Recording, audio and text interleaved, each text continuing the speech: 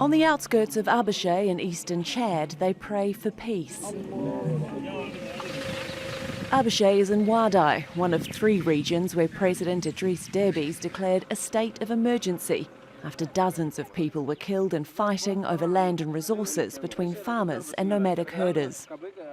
The army's been deployed to try to prevent further unrest, and security forces have made dozens of arrests, seizing weapons from civilians.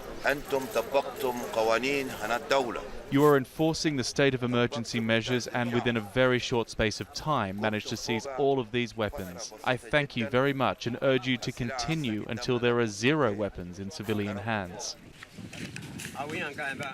That's left people in this village feeling anxious and unsafe.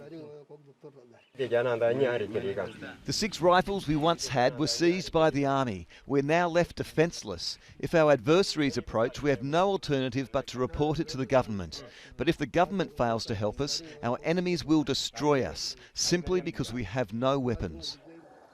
The emergency measures allow authorities to impose curfews and search homes. The president's also closed some borders, blaming the surge of unrest on conflicts in neighbouring Libya, Sudan and Central African Republic. But there's concern the border closures could stop supplies being brought in to a nation where more than 500,000 people already struggle to get enough food.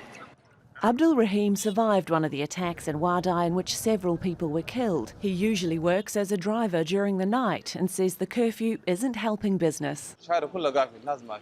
The whole street is closed. There's nobody. We, the drivers, can only get money at night. During the day, there's very few people.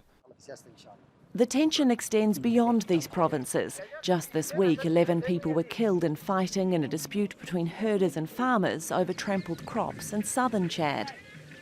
The states of emergency are set to remain in place for another 10 days, but some fear the measures aren't enough to end the violence. This woman's relying on prayer to protect her community. Alexi, Al Jazeera.